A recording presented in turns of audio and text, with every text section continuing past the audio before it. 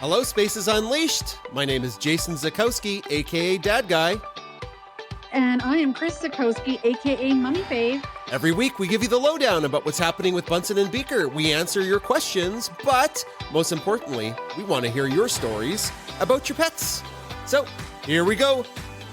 Hold on to your tail. It's Spaces Unleashed. I can go first. Today was a very busy day with the doggos. Beaker, I took her to doggy daycare again because she is just, making a lot of friends, and it's going really, really well there. So it's that exposure to all sorts of dogs. And so she did very, very well. And then I went to pick up Raffy. And I said, Raffy, who's at our house? And of course, the first word out of his mouth is Beaker. Yeah, but who's Raffy? Said, People might not know who Raffy is, Chris. Raffy is our great nephew. He belongs to Melissa, who is my niece. And he is coming up 3 years old. And he's cute as a button. And she works some Saturdays. And so she asked if I would be able to watch Raffy. And I said, absolutely. So he came on over.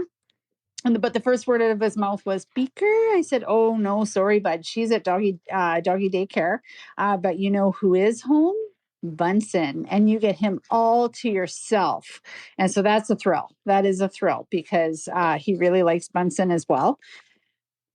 Yeah, so today we decorated cookies. I bought a kit from Costco, and I just let him have it. I said, here, you do the squishing and decorate the cookies, and he really, really enjoyed doing it. And Bunsen, of course, enjoyed the sugar and all the stuff that was falling on the floor. Yeah, I think Raffy kept really chucking stuff to Bunsen, if I'm going to be honest. Like, he would say, one decoration for the cookie, one decoration for Bunsen. I was wondering where those little hard candies were going so quickly. Yeah, they're mostly gone. I think Bunsen ate like 17 of them. I was wondering where those went. Yeah. And then, so then today I took Raffy with me to Wagon Play, because Bunsen gets an opportunity to go to Wagon Play on Saturdays. And then I pick up Beaker after. But what was really awesome is Raffy said, can I take Bunsen on leash? And walk with the leash. And I said, yep, for sure. And of course I was holding on too, because I wouldn't want a calamity to happen where Bunsen, yeah, no calamities. But no, it was really, really good. And Bunsen had a great day, playing with his friends as well. And then, picked up Beaker, and Raffy also wanted to, take her leash, and she actually was like better than Bunsen. Probably because she was tired from playing all morning. But then, yeah, she was pretty tired. But then we came home, and he got to run around with Beaker and chase her because he really loves playing with her. So it was just a win-win-win all day today. There was a question that just came in. What is Wagon Play? I think you said it quickly, and it sounds like wagon, like a little, like something you'd haul somebody in. It's wag, like dog's tail wag, and play. Yeah. Yeah, so the place that we go is called Waggles, and they have something called Wag and Walk, or they have Dogia, or like they have these other kind of activities that they run with the dogs. They have them virtual.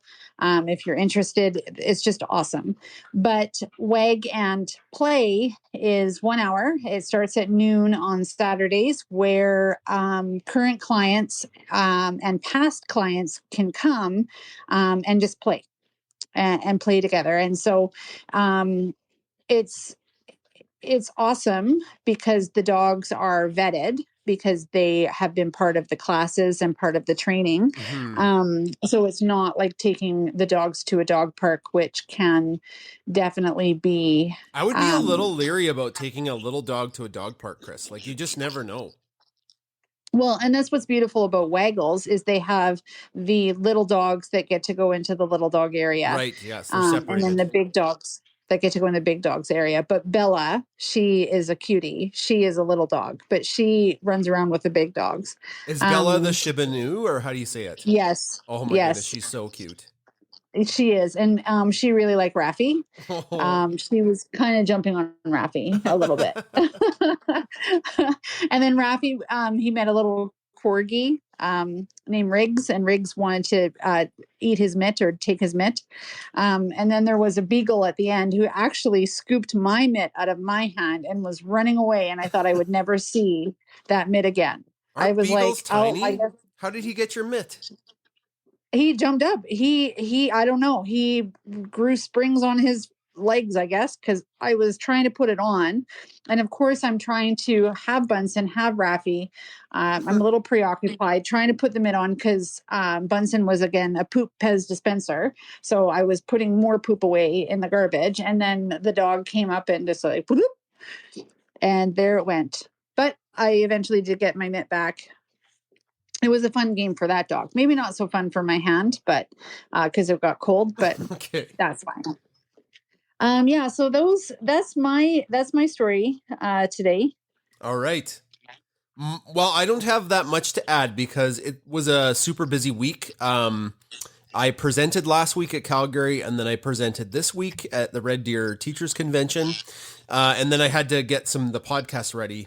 So I was a little scrambly.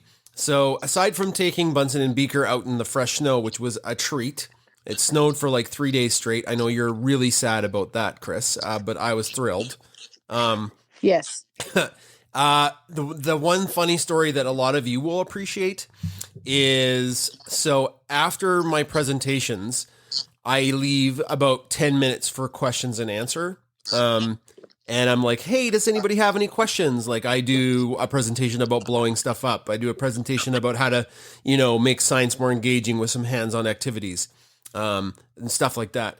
And the first question always, or all of the questions this time, wasn't, hey, I really like this part of your presentation. It was something about Bunsen and Beaker.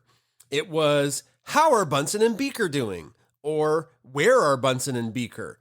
Or give Bunsen and Beaker a pat for me. And it was kind of sad for me a little bit because I was hoping I could answer some questions. But nope, people just wanted to know about Bunsen and Beaker. And if you're on TikTok, you've probably heard this. It was a little bit of this for me. Emotional damage. That's a great TikTok. That guy's playing a video game. So that is my story. Are we ready to open up the floor to folks to share stories about their pets? Absolutely, 100%. Okay, perfect. That's Bunsen. He's saying yes. He's going. All right. Yeah, so he's talking. We're at the point of Pet Chat that if you want to come up to the stage and share your stories about your pets, you could ask questions. If you had questions about Bunsen and Beaker, you can. Somebody did request the mic, but we do wait, and I do vet folks who want to come up to talk. So if you do want to speak, Chris and I do quickly check your profile if you're not known to us. So if you would like to request the mic, go ahead. We have more stories we can share. Anybody? Oh no, nobody really wants to come up today unless our internet's slow. Chris, am I still here? Yes, you're still there. Okay, all right. Well, that's fine. This is the first time people haven't wanted to come up to talk about their pets. It's shocking. It's absolutely shocking. Normally we have lots of folks, but that's okay. Oh, we got one. Oh, here's a request. All right, you saved us. Oh, it's Baden with Rick. Saved us. There is a bit of a delay, though. We could be on like a 10-second delay with our internet, so I could have said, hey, it's time. And then Hi, guys. Oh. Go ahead. Yeah. Hi, guys. How's things? Good. Super good. How are you? Oh, not too bad. Just, it's your great nephew and Beaker remind me of Baden and our grandson. As soon as our grandson's here, Baden's following them all over the place and playing with them and trying to get him into a tug of war. And then as soon as Ollie starts to feed himself, Baden just sits underneath the table and waits for food to magically appear. it's kind of funny how the food magically just appears. That's Rafi had noodles today, and he had peanut butter and apples, and Bunsen was very happy about that, and he was sitting very patiently. And then Beaker was right under the chair as well. I had forgotten, because it's been a while since our kids were that little, how sticky toddlers are. They are so sticky. Like they don't even have to eat food, and they're just sticky. And you just have to like, why are you so sticky? What did you get into? But he's, those sticky hands you throw against the wall. Like that's what toddlers feel like. Yes. Yeah. When our kids were little, and this is the better part of 30 years ago now, we had a Husky Malamute cross.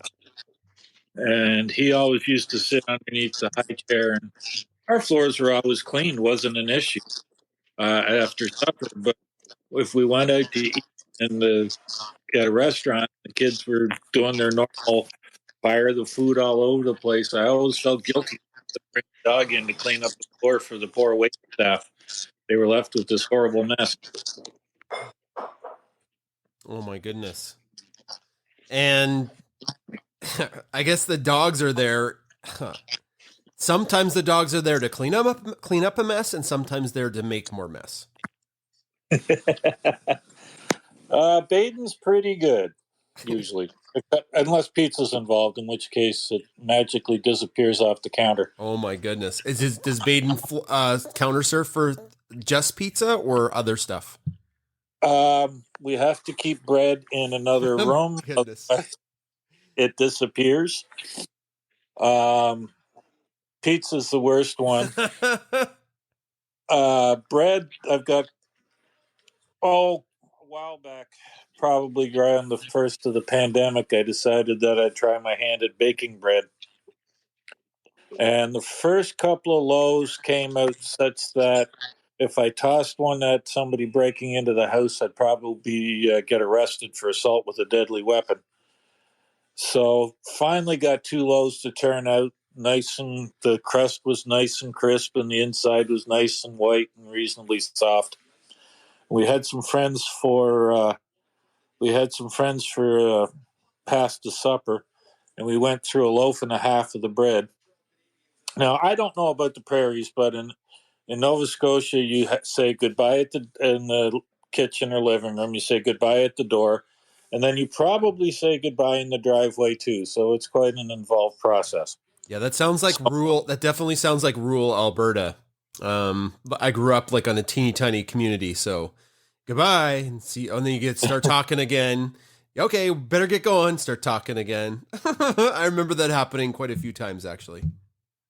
So while we were doing the 3 or 4 goodbyes, we had left the half loaf of bread on the table, and came back in, and there was a loaf of bread between Goofball's paws, and he didn't touch the crust part, but he'd eaten the whole inside of it right out, just like a toddler. I wish I should have got a picture. Oh my goodness. That's too bad, right? But it's cute. Oh, if it wasn't for the fact it was the first loaf of bread that turned out decent, I was looking forward to making a nice peanut butter sandwich with it. Oh. My dad, he bakes bread still to this day, and he makes and now all of us are grown, right? So I'm like, Dad, why are you making so much freaking bread? You bake up 12 loaves of bread on the weekend. I'm like, how can you possibly eat all this? And then he's constantly trying to give people his bread, which is fine. It's not like it's bad bread, but it's like, Dad, people are trying to watch their carbs intake now. Nobody eats that much bread anymore, but I don't know. There you go. Yeah, I got the carb lecture yesterday at the gym. I decided that I'd found a little bit too much weight over COVID, so I joined a gym. And after the first episode, the trainer's going, "Don't you dare carb up after that. You did pretty good." Yeah, high protein, right? Yep. Peanut butter. Peanut butter. Well, it's Rich, right? It's Rich. Yeah. Yeah. Thanks, Rich. That's thanks for coming up and sharing your stories about Baden. Oh, you're quite welcome. Have a good night, guys. You betcha. Take care. Yeah, take care. So Jason, I've done some things with my sound. Is it less warbly? Yeah, you were a little warbly for a bit. Like there was feedback. I'm not sure what was going on. It's still a little. I think you're still a little warbly, but it is what it is. Okay. I was by the dishwasher. I thought it was the dishwasher. I don't think so. But anyways, I believe Ramona's next, and then Dr. Emma Wren. Yeah. And of course, Fiona's barking right at the moment, but I think she's going to stop. So that'll be good. Hi, Jason. Hi, Chris. Hello. I wanted to, since you guys are teachers, I thought I would share this story with you. Fiona, my girl, and Jason, I'm not very good at it, but if you go to my profile, she was 12 not too long ago, and I put up a post if you want to throw it in the nest so people can see her. But when Fiona was 5 weeks old, she was hurt, and I'll just leave it at that. But our local humane society, I live down here in New Mexico, got involved, and they basically saved her life, and it made the news, and it was a pretty big news story. This was, of course, before I adopted her. But the part I wanted to share with everybody was New Mexico. We have a lot of challenges down here. We're very rural, and we don't do well economically. We have a lot of Indian tribes, and we just struggle down here a lot. But there was a school teacher in Santa Fe at Agua Fria Elementary who saw the story on the news and was talking to her class about the right way to treat animals. And the children in the class, this is a school where, I don't know if they have this up in Canada, but 90% of the children the meals that they get are at the school. That's where they get the majority of the food that they eat. They get breakfast and they get lunch at school. Yeah, we have some lower socioeconomic areas, and the schools provide food for the kids. Yeah. Right. So it's a very, very poor area of Santa Fe, and the children brought in money to donate to Animal Humane to help with the bills for her care. And the teacher's mom crocheted a pink blanket, and they took the pink blanket and the donations to the Humane Society. And the Humane Society held on to all of this for me. They, of course, kept the money, but they held on to the pink blanket, and they had colored her get well cards and get well notes, and they had saved all this for me when I adopted her. So they gave all of that to me. And of course, there was a lot of screening on who could adopt. And I volunteered with them for years and had been a previous adopter. And so I filled out an application, and I was so excited when I was able to adopt her, because at the time I had 2 other dogs. So she was our third in our little pack.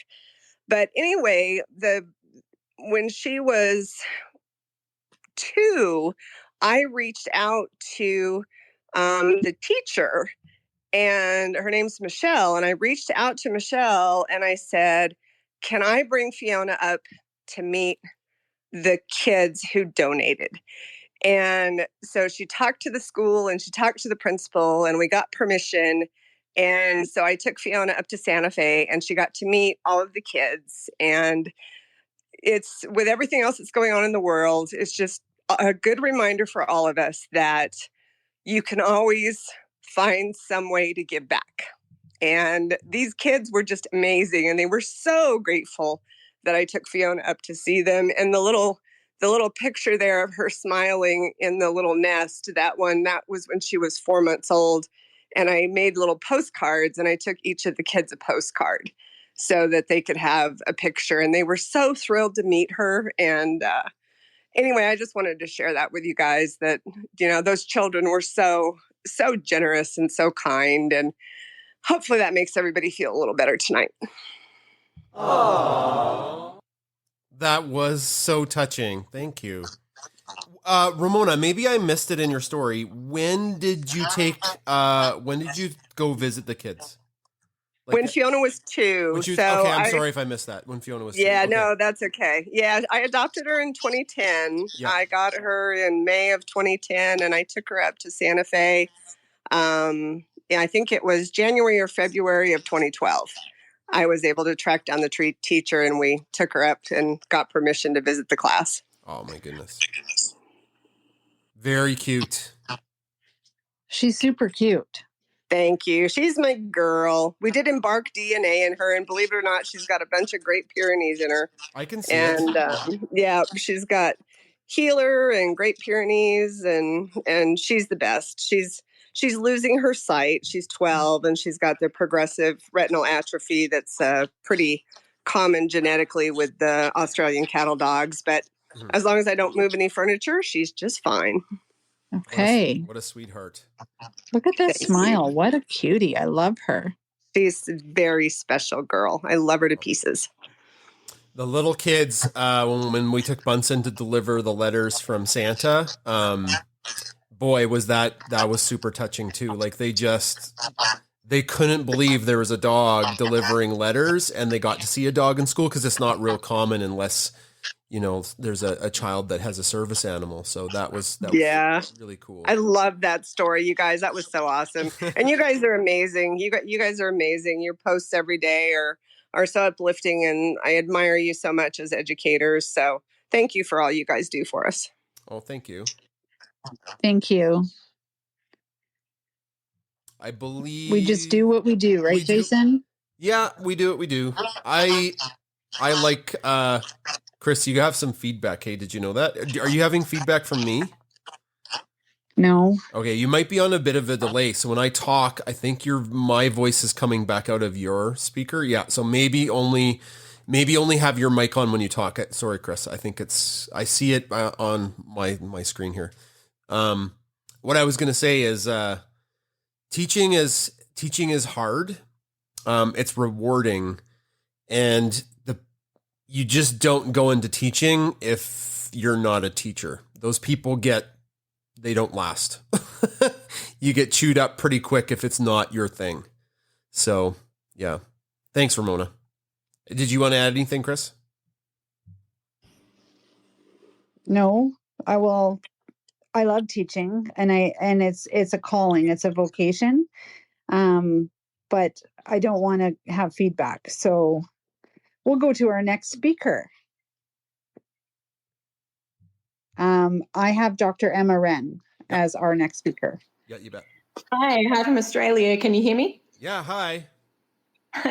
I also wanted to say thanks for all the great stuff that you do. And Ramona, that was a really lovely story. Mine is just a small food-related story. It's more similar to Rich's.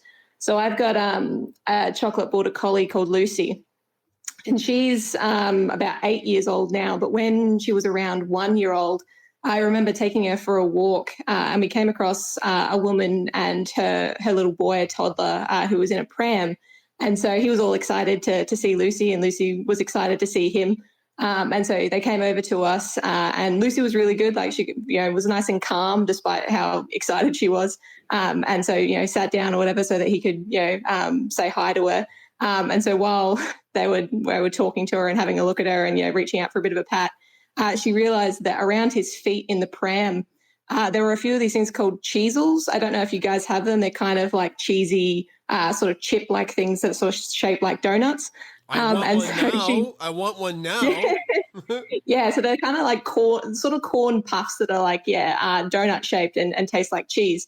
But yeah, they're around this little boy's feet. And she very carefully picked each of them out, whatever, from around his feet and ate them like she was performing a service. Like, I'll get those for you. Yep, there you go. Was the mum okay with it, or was she like, what's going on here? I think we both just laughed about it, so it was all right. Because, to start with, I was kind of like, oh, I'm sorry. But no, I think she thought it was funny too, so we were all right. Yeah, that's a tough thing when there's little kids walking around with stuff with dogs. Like, some parents are a little bit oblivious. Like if you're in a house with a dog and a toddler's walking around with some oozing food, the dog might just snatch the food away, even if it's a really well-behaved dog. And but then you also, as a dog owner, you should be trying your best to have your dogs not take food away from toddlers.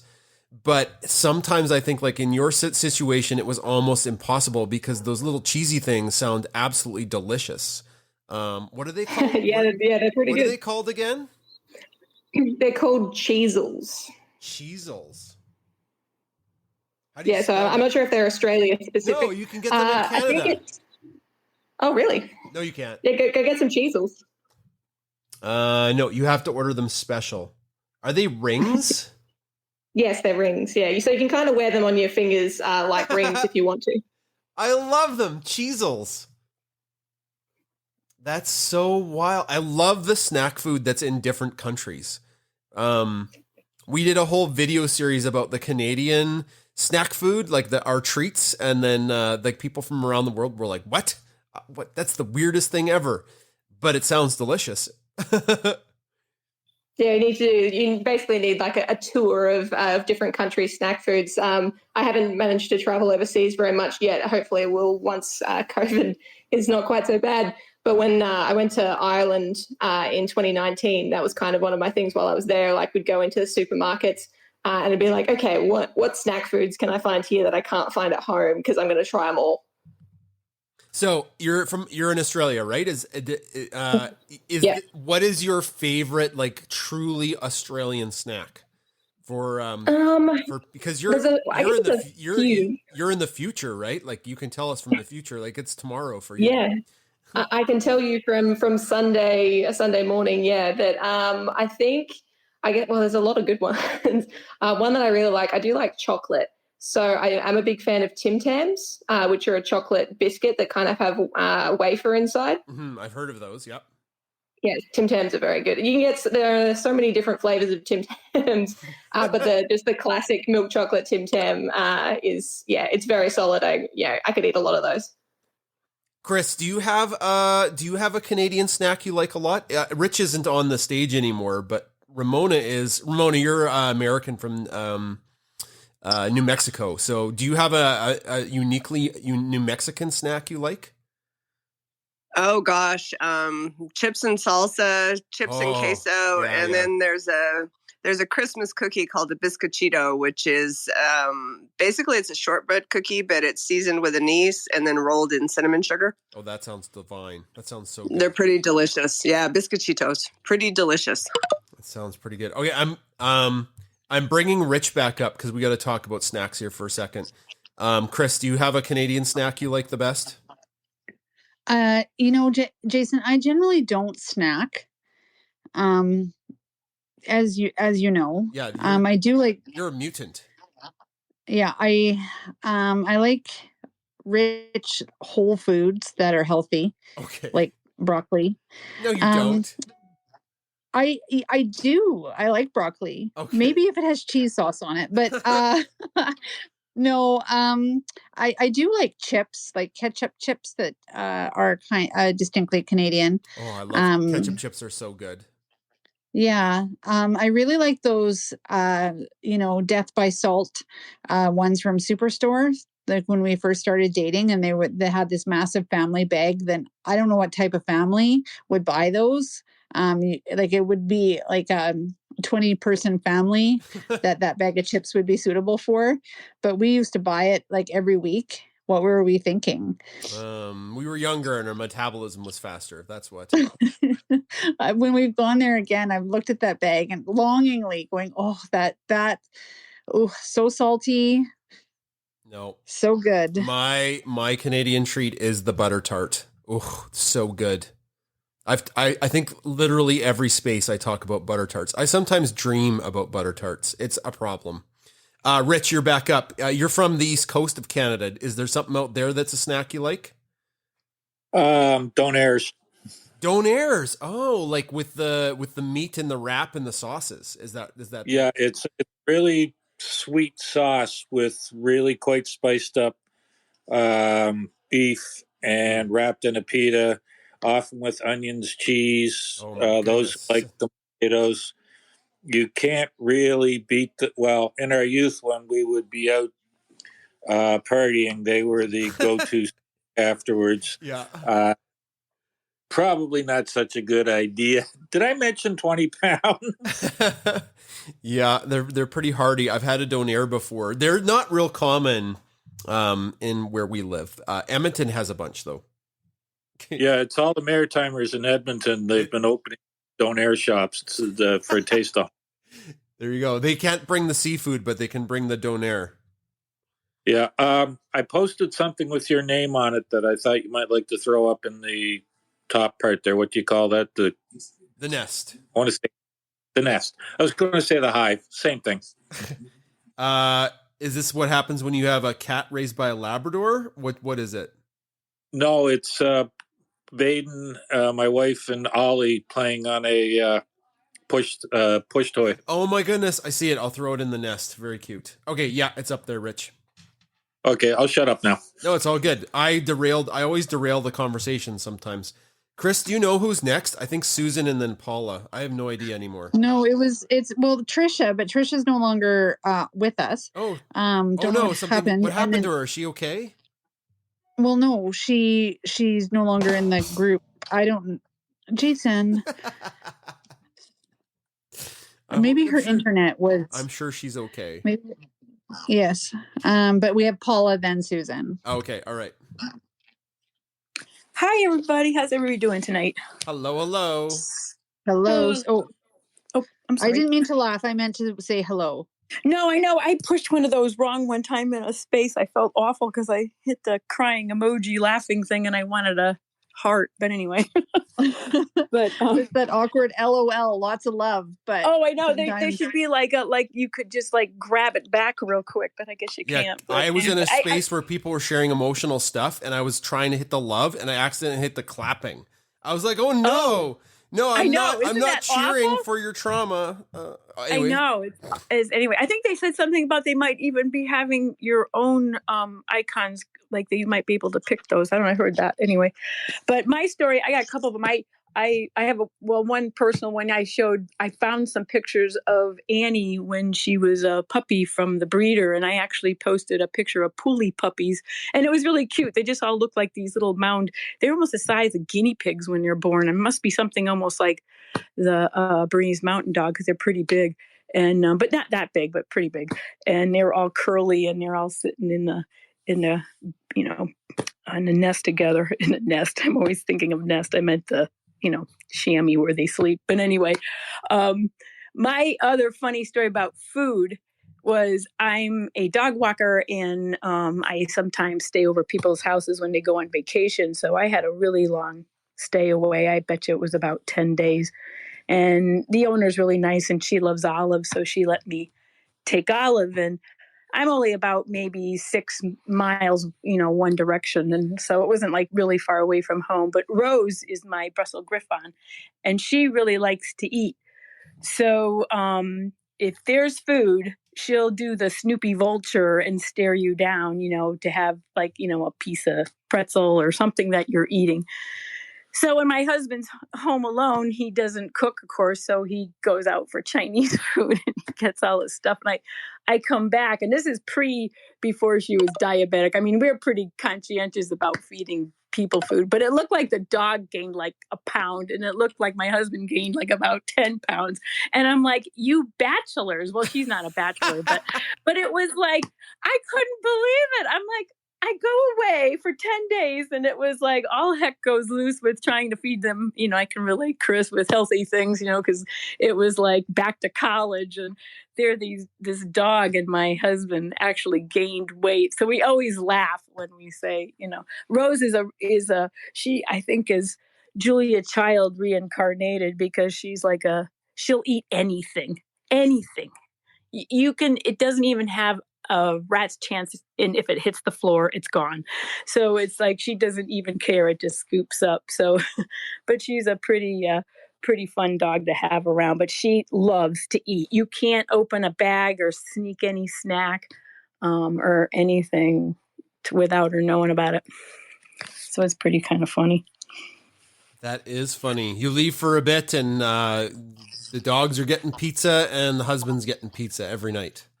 Well, the dogs they were getting fed their dog food. It was just the extra snacks. Cause like he knew that, she was standing there and she wanted, she'll actually stand on your stomach and stare you down because she's a little dog. So she'll jump on your stomach and she'll give you that Snoopy vulture stare where they just hone in right at you. And then it's like, of course my husband's like, oh, sad eyes, I got to give her something. And I'm like, don't feed her snacks. But you could see that the dog gained a little weight and so did my hubby. So it was comical. It was a joke with our friends and stuff because they were batching it out. But anyway, and I think of a New England snack. I'm trying to think. The only New England snack I'm a potato chip girl, but I don't keep them around because, it's like once they're open, forget it.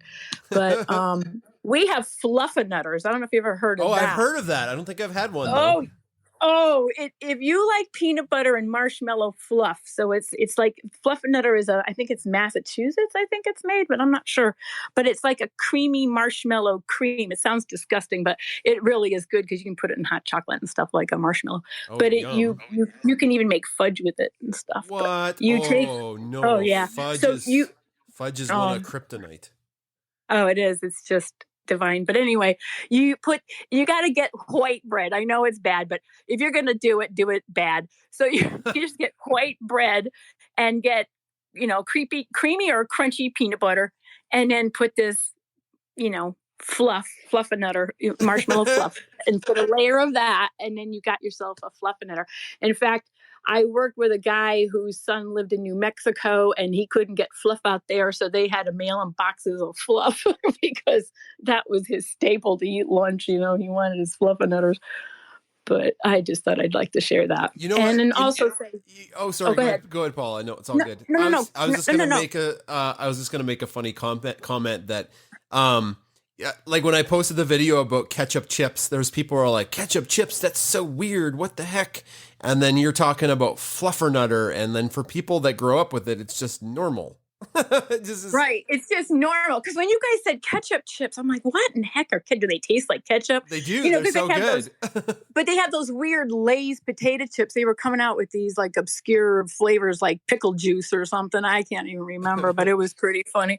But on a serious note, I just want to say, we're all thinking of Ukraine, and I just don't want to get upset because I probably have distant relatives there somewhere. Because anyway, but I just want to say thank you for all your wonderful content and keep it coming. And we all share this horrible mess going on, and I just wanted to say thank you from the bottom of my heart. And we'll think of peace and pray for that. No, it's rough. It's not good, right? No, it's not. That's a little thing that we can do on social media because, like, if you scroll, you're getting the doom, right? So I scaled back what we do for science and I dialed up the silly and the cute, and I might do that for a couple days at least. Yeah, I've been doing it too. So if anybody follows me, but I've been trying to. In fact, today I did my first 4.5 minute video. It's a little wonky, but hey, I'm learning, and I just wanted to put me going out cross country skiing. So I took my phone and did a video and kind of spliced it. Yeah. So if you do, that's great. If you don't, that's okay. I thought, hey, if somebody needs a timeline cleanse or break, it's kind of fun. I don't want to toot my own horn, but at least it's kind of fun to do. But I just wanted to say, because I know, Chris, do you have family in Ukraine? Is that your background? Yeah. But I guess, and we've been over here for quite a long time, so it would be very distant family, right? Like how you were saying. But yeah, we hail from Ukraine. Yeah, Ukrainian royalty, actually. Wow. Yeah. So I did marry a princess. Well, see, you did marry a princess. It's all good, and you get your chips to go with it. There, your ketchup chips, ketchup chips, and royalty is a good match, right? Well, I'll let everybody else speak, but thanks again, guys. Have a good night. Thanks, Paula. Thanks, Paula. Who's next, Chris? I have Susan up next. Perfect. Hi, Susan.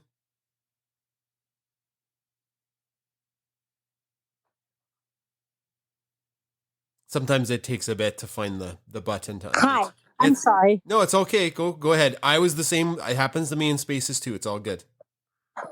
I just wanted to share that I'm also an educator. I'm an elementary school librarian in Washington, D.C. But prior to living in D.C., I lived in the Chicago area, and I had a therapy dog.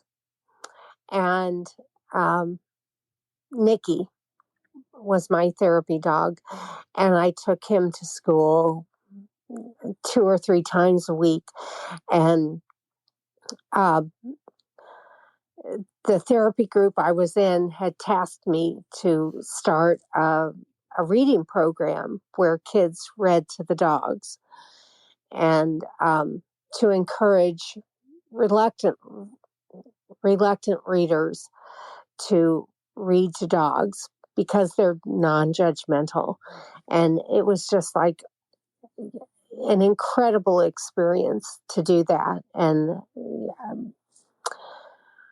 truly one of the best experiences of my life.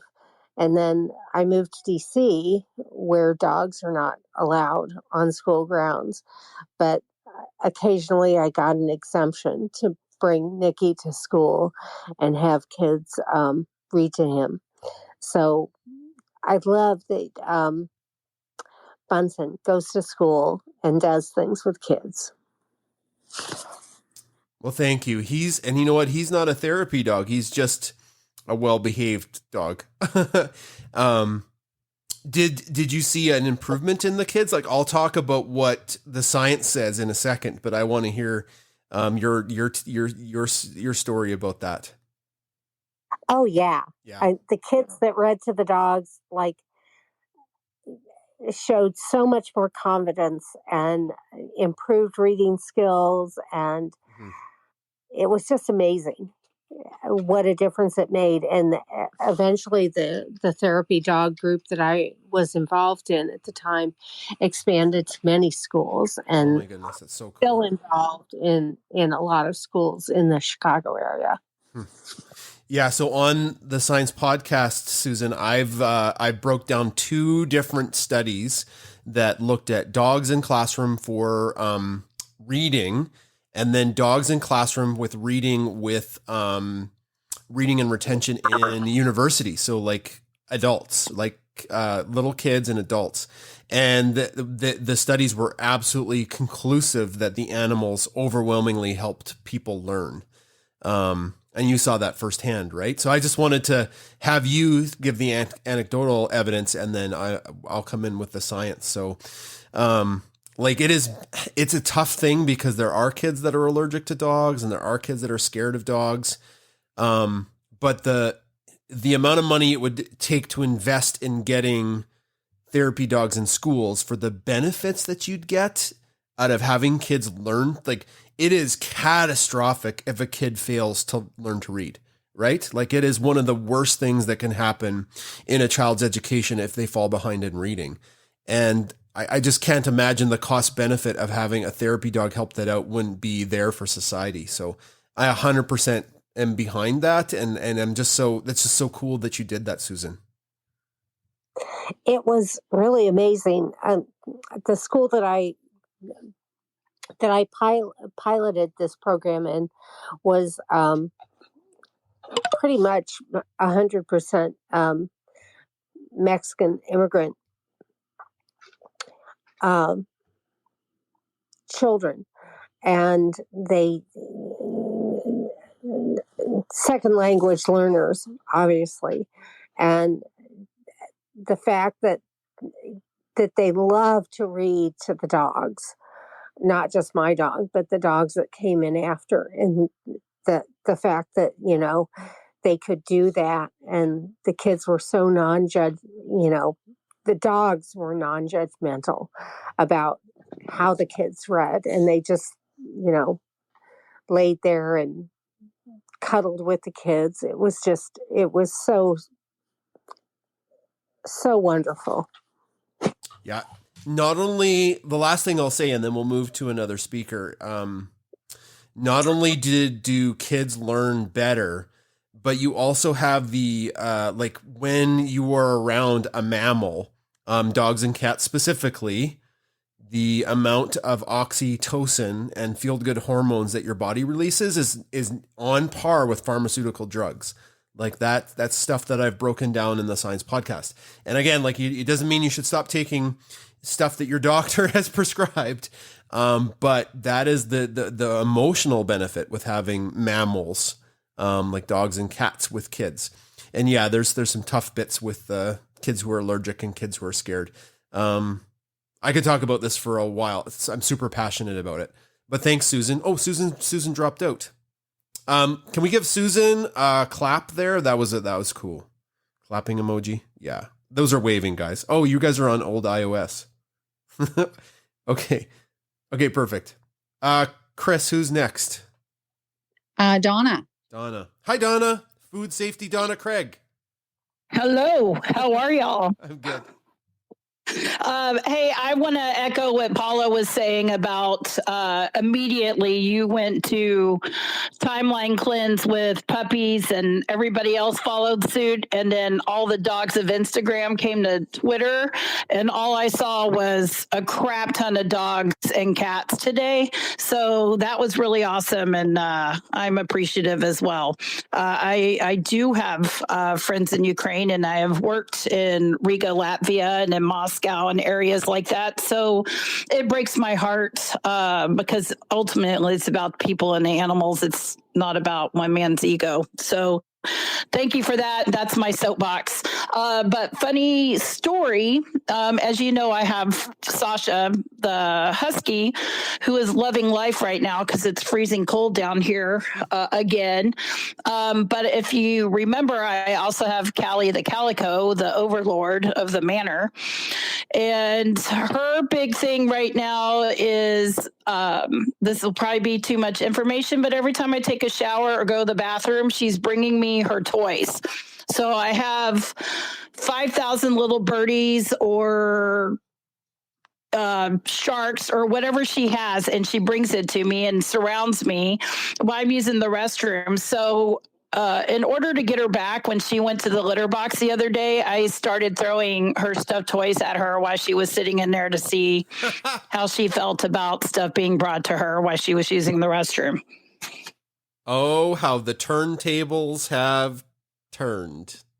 That's from the office. Yeah, I couldn't help it because I just wanted to see her reaction. Because cats, think they rule the world, and she usually rules mine. But the look on her face and sheer panic when all her stuffed animals were flying at her was pretty funny.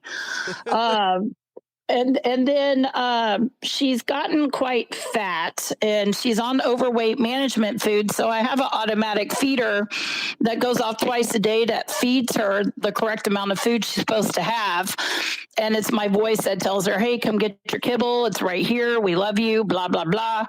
And the other day I caught her running full steam at it and headbutting it and putting her paw up and making food fall out. So that's why she's fat, not because she's overfed. She's overfeeding herself. So when you talk about snacks, that's her favorite snack. And I guess the Texans' favorite snack, we have a lot. We eat a lot, but the current one is probably chicharrones. I don't know if you guys have those. They're really extra crispy fried pork skins. And they're really good if you're on a keto diet. And they have them in all different flavors. Like you can get them with hot sauce or with salt and pepper, which is my favorite. And you just microwave it a little bit. Okay, and well, we got to back up again. It is what pork something? Chicharrones. And it's like pork rinds. Fried pork rinds. Do y'all have those up there? I just got goosebumps with you saying fried pork rinds. Like, Oh, I have your address still. I'm going to send some back up to you. So I'll send some. I'll send some with different flavors. So they have, they have like a Tabasco, a Tapatio one, and they have salt and pepper and salt and vinegar. Obviously, a lot of salt. But yeah, that's one of the go-to snacks down here. And when you were talking about fudge, there's a gas station down here called Buc-ee's, and people who have not traveled through the state of Texas, sometimes you're lucky, sometimes you're not. Buc-ee's is the greatest gas station on the planet. They legit have 100 different types of fudge. Oh my Legit, goodness. not an exaggeration. So if you want beaver nuggets and fudge, I'll make a Buc-ee's run and then put those chicharrones and the fudge in a little care package up to Red Deer. So yeah, that's the favorite snack, and that's the Callie story. Sasha's just chilling. She's bored. I love it. Chris, was it Dallas that we were in for like 4 days? Where did we go? No? Houston. We went to Houston. It was in Houston. Sorry. I'm in Dallas, so if y'all come to Dallas and don't say hi, I'm going to be sad. No, this was a while ago. I won like a giant teaching award, and I got like a crap ton of professional development money, and I used it to go to this to NASA. So that's why we were. Yeah, that's worth every penny. Yeah, every penny. It was absolutely phenomenal. But we didn't go to, what was the gas station that you called? I don't remember any of this stuff.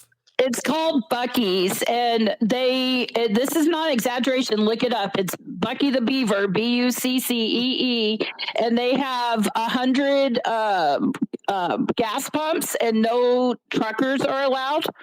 And then the store inside, you walk in. I had a friend from Canada who came to visit me and went home with $400 worth of stuff from. They have like T-shirts and paintings and everything you can imagine in this place. It is heaven on earth. And her credit card declined because they thought, how can you get gas and then spend $400 at a gas station? So they thought she was being robbed. Legit. I mean, it's the best. They have every beef jerky under the sun. They have every salsa under the sun. It's heaven. I think, Chris, we Ubered everywhere. Like we didn't rent a car, if I remember. We Ubered everywhere. So that probably was the reason we never got to stop at a gas station. That was my first Buc-ee's didn't experience really with get to. I'm sorry, Chris. Yeah, no, Buc-ee's hasn't made it. Well, it has now made it towards Houston, but it was mostly around the Austin, Waco, Dallas, San Antonio area. It's just now gone east, and I saw one in Mobile, Alabama when I went through last November. I love that it's a beaver. That is adorable. Humongous beaver. So. Yeah, I'm gonna stop on Monday and pick some stuff up and send it up. It's happening. We'll have to send you some ketchup chips then. I actually love ketchup chips, so I'm down. You're down for that? Oh, I'm hungry now. All of that's not vegetarian though, Chris. Hey. That's okay. That's okay. I don't mind. You can eat all the snacks, and I'll just stay here with my broccoli.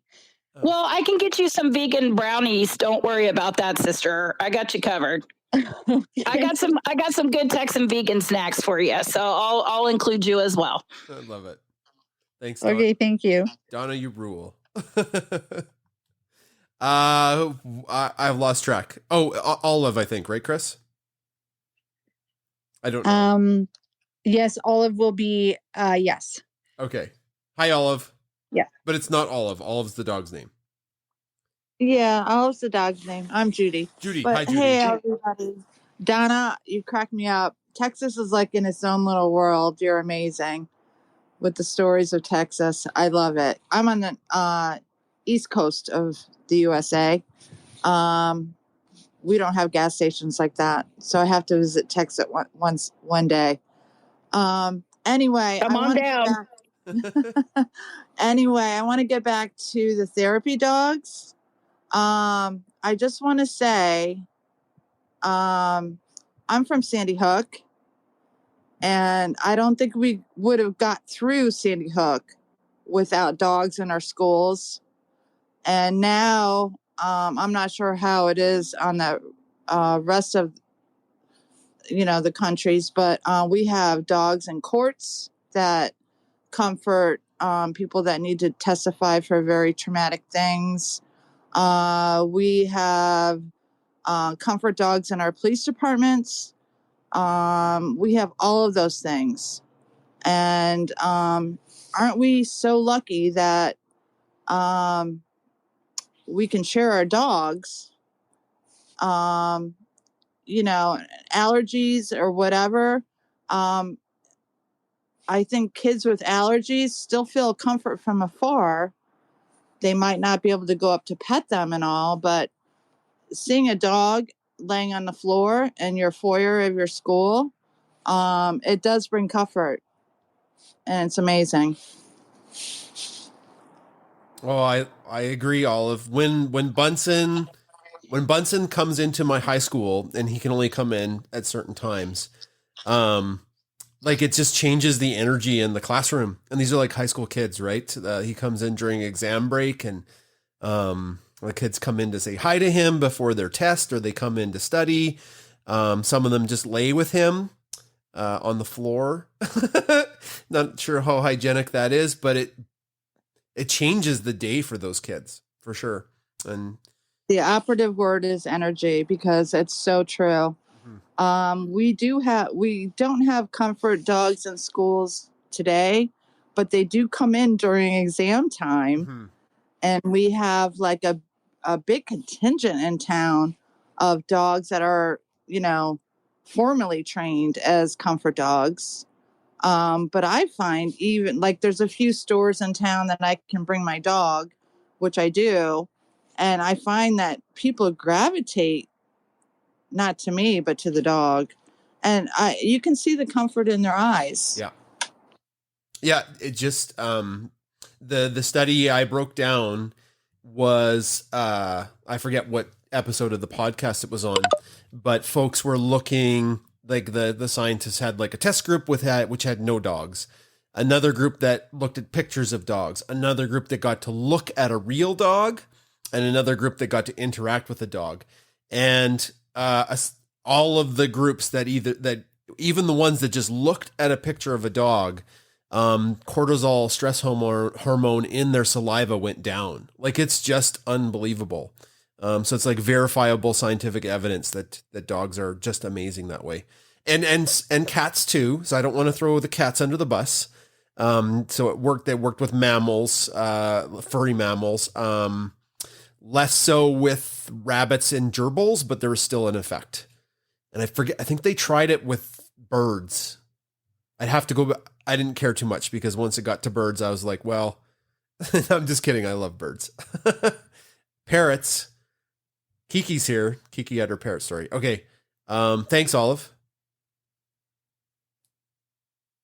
It's Judy. It's Judy. Jason. Oh. But you keep calling her Olive, and I love it because last time she said, "Don't worry, I'll always remind you." And Olive, thank you. There's don't worry, I answer to anything. Love you guys. Yeah. Thank you for what you do. It wouldn't be a pet chat if Chris wasn't correcting me. Well, there you go. But, there's some moments in time that cause me pause. And whenever I hear about Sandy Hook, my heart really breaks, and I can barely speak right now because I remember the day that it happened. I was in the gym at my school, and I was sitting next to a student, and it came on the news. Like, I just happened to look at my phone, and there was a notification, and I was like, I could not believe what was happening, and I was overcome. And my heart goes out to you and to that community, and I guess what's happening in Ukraine, same thing. It's like at that moment, and I can't believe this is happening. Why is this happening? And it's just that confusion and that hurt, and just that's kind of where I'm at. But thank you for sharing and the good things that came out of having the dogs in your community. That's beautiful. And it's that process of healing. Before I go, let me just say thank you for your kind words. I feel your emotion, but like you said, just like Kiev, if anything, it brings people together. And the only thing I can say is look for the helpers because we're all right here.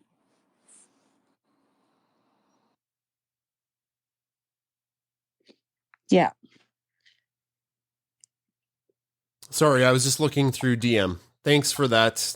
Yeah, I remember that as well. The time, well, awful. I'm not as heartfelt as you, Chris. Well, it was like right around like December 21st. It was right around Christmas. And I was like, what? How? Yeah. And like Adam would have been a lot younger too. Duncan and Adam would have been younger. And I guess I can't empathize because that's never happened to me, but I sympathize with those families. Just thinking like just trying to put myself in their shoes and just couldn't just, it's just really, really, a horrible thing that happened, but it's like moving through and healing. And, but yeah, that's just one of those moments that it just takes me right back there. Mm-hmm. Yeah, long pause. But Olive, I really appreciate, not Olive, it is Judy. Okay, I got it right.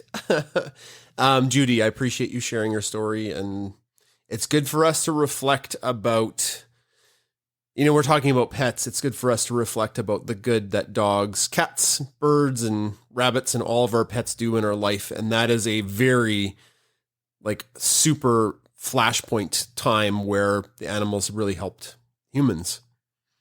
So, all right. Let's see here. We've got Blue. Just let me double check. Okay, Blue has never been on Twitter before, but I think Blue might be a dog from Instagram. So, Blue, we're bringing you up to speak.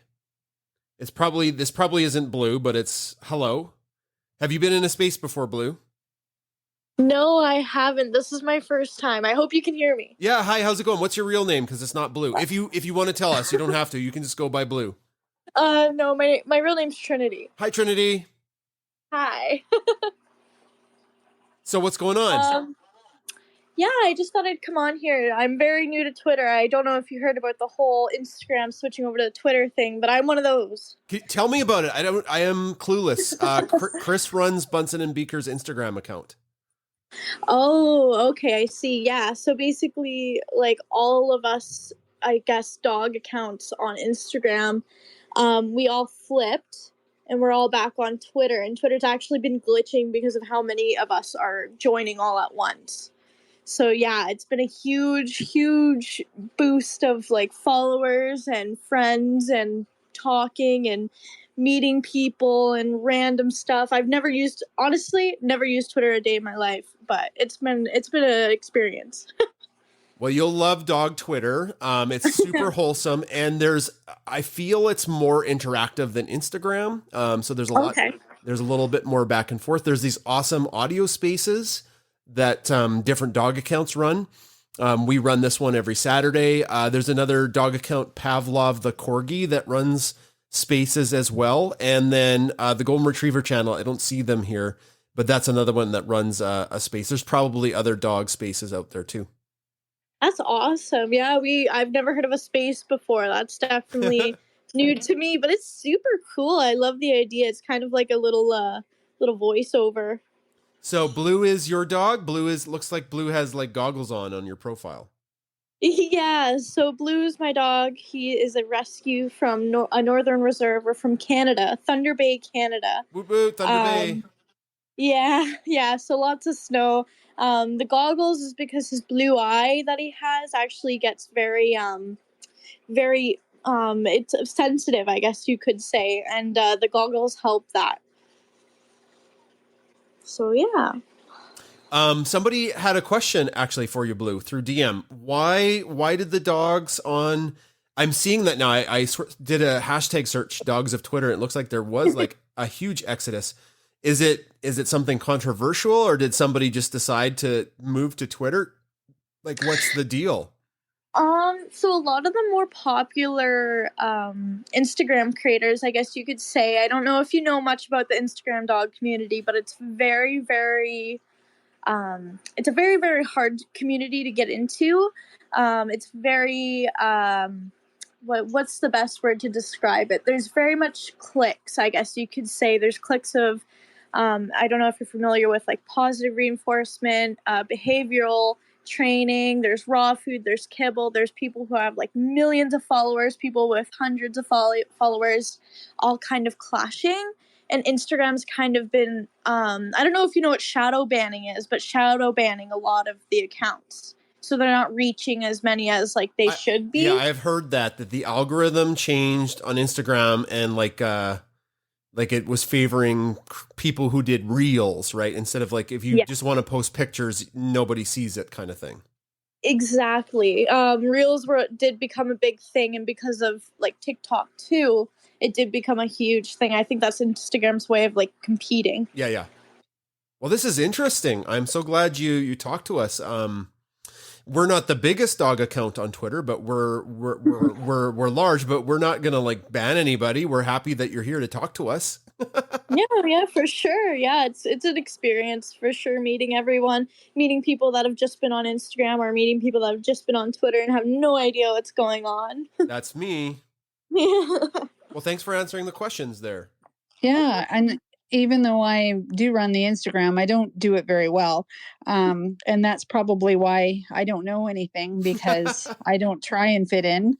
I like to not be in cliques. I like to like everybody. And I think I'm like a dog that way. It's like, oh, who are you? Let's learn about you, and take interest in that person, and then meet another person. And I really don't enjoy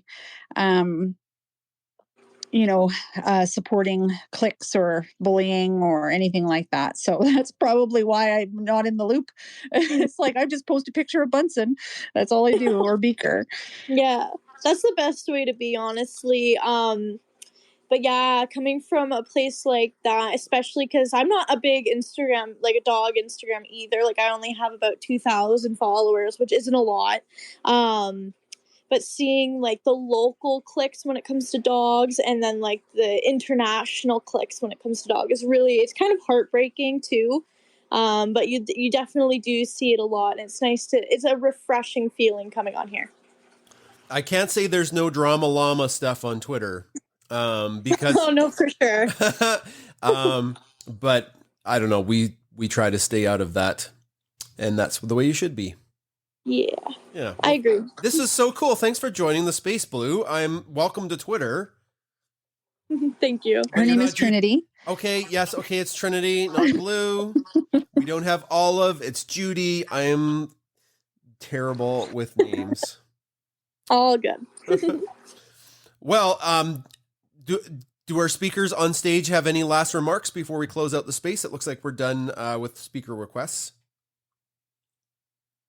I'll just leave everybody with a laugh. We got a little heavy there. I think some of you know, I've told you before, I work on an Air Force base here in Albuquerque. And so every once in a while, the working dogs are out checking the cars when you go through the gates. And I always ask them if I can pet them, and they always tell me no, but I try every time. Every single time. Every single time I go through, I'm always, can I please pet the doggy? And the guards look at me very sternly and say, no, you may not pet the dog. Because I thought their vest might have said, please pet me, but they don't. They don't. Gosh, Chris, I wish they did. They're so serious. They're gorgeous. They're gorgeous, gorgeous German Shepherd working military dogs, and they're just beautiful. And all I want to do is just ruffle them, and I'm not allowed. Rich, you had something to say. Thanks, Ramona. Yeah, along the lines of a snicker at the end, there's the place I get my skates sharpened is dog friendly. And if I go in there without Baden, first thing they ask me is, where's Baden? Never how you doing or anything like that. It's, where's Baden? That sounds like my life with Bunsen and Beaker with my presentations now. Not like, yeah. That's what reminded me of it. I am totally okay with that. If people know, the more people that know Bunsen and Beaker and our account, I'd like to think that just helps them make the world a better place, and that's okay if they know them and not me. With all that's going on, the timeline cleanses and the cute little Badens and Beaker sneaking underneath Baden's legs and all that sort of stuff is necessary, and like to see it and all that sort of thing. Okay, I think we've hit the fourth goodbye now. There we go. It's like we're on the driveway. Take care. You betcha. Okay, get my little sound here going. I'm on the wrong thing. There we go. All right. Thank you so much for coming to Pet Chat this week. Special thanks to our speakers who came up to share. It was really emotional and really touching and wholesome. And I think the community that's here every week, it's amazing. Brings us together when the world's a rough place. Next week on Tuesday is Science Chat, 7 o'clock p.m. Mountain Time. We have Dr. Emily Bray, who is a puppy scientist. She's a research scientist that works with puppies. Her study was featured all over the news last year. It was the puppy pointing study. I talked about it in my podcast. It was featured on CNN and ABC and all the big news outlets in the United States. So we have her in Science Chat next Tuesday. I'm very excited. She is so fun. She is such an amazing scientist. So please think about coming next Tuesday at 7. Chris, do you have any final remarks? Sorry, I just noticed that we did have another request, but unfortunately, because we're closing, we won't be able to hear that person, and I think they've left now. So I feel badly about that, but I guess that... The winners, please DM us your information. We've only got one so far, so we can get those donations. And if Silky, if you could do that again, that'd be great, because I didn't put it in the document like I should have. And then M to the power of L to the power of R. They might have just been a random person if they're not part of the space. They might have just saw my my tweet. Yeah, I've got gems stuff. Yeah, I have gems. Okay, perfect. All right, thank you for coming tonight, everybody. This was amazing. We'll see you, if you're going to come, for Science Chat on Tuesday. And if not, we'll see you next Saturday for another Pet Chat. Everybody be safe. For science, empathy, and cuteness.